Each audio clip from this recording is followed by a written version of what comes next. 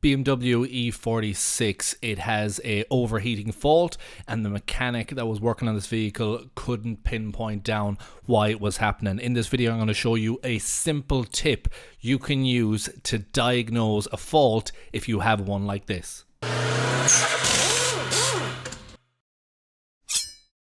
So as many of you may know, there's loads of things that can cause a vehicle to overheat. You can have a restriction, you can have a blockage, you can have a head gasket, you can have thermostat, you can have fans not coming on, you can have a multitude more of different things.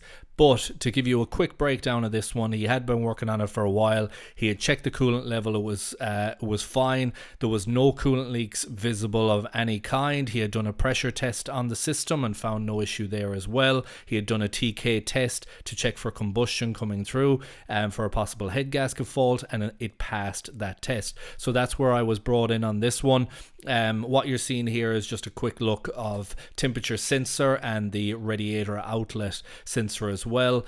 But to simplify this one as quick as possible, what I look for is circulation. So when we have no external leaks, when we have coolant level up to where it should, you want to check to see if you have circulation come through on the system. Without circulation, you're not going to have a proper cooling system. So top and bottom radiator hose are checked while the vehicle is up to operating temperature, and there was a big difference from the top to bottom radiator hose. We did not have correct circulation. So that is a telltale sign and a key indicator as to what might be going on as well. Now, what you're looking at here on this E46 is the fill point for the coolant. So when you take that cap off, you can have a visual look down, and the tip I'm going to show you in a second will demonstrate that. But what you're seeing on the screen here is a simplified version of a cooling system. So we have all the different layouts, and as we zoom in here, we can see an example of an expansion tank, and one of those lines that goes into the expansion tank is on the top side. So what you're seeing in these clips here is examples on other vehicles of no circulation coming back through that pipe with the vehicle up to operating temperature and the RPMs brought up on it. So you should be seeing a flow back into the expansion tank when doing that check. And I've been able to diagnose many vehicles for issues like Volkswagens and so on by just doing that simple flow back into the expansion tank check. Okay, go.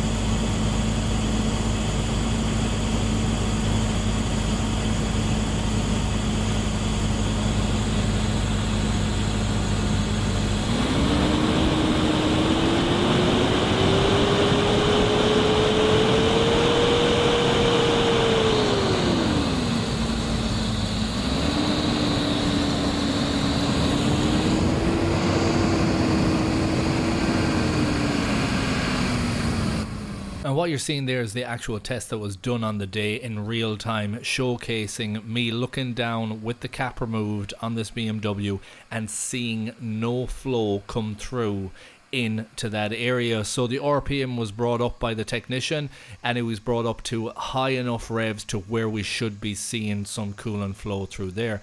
And with those checks, I now have confirmed that the water pump needs to be removed for inspection.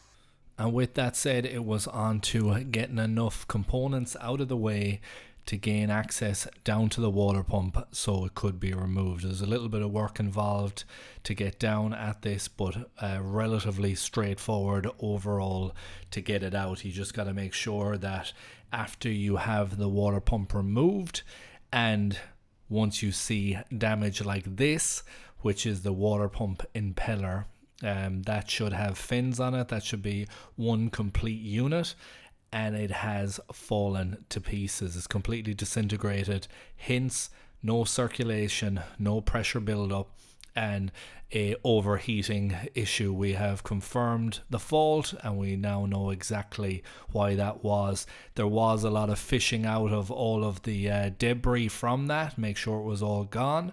And this is an example of another one where the impeller didn't actually implode like it did on the E46, but it was spinning on the shaft. So same fault, but different scenario, just wasn't held together.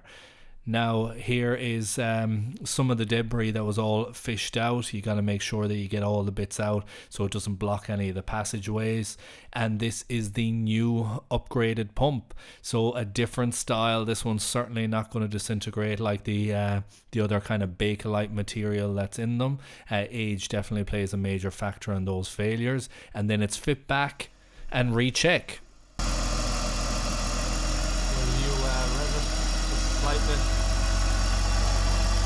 Yeah, like remember when we did the test initially, when you were going gradually up.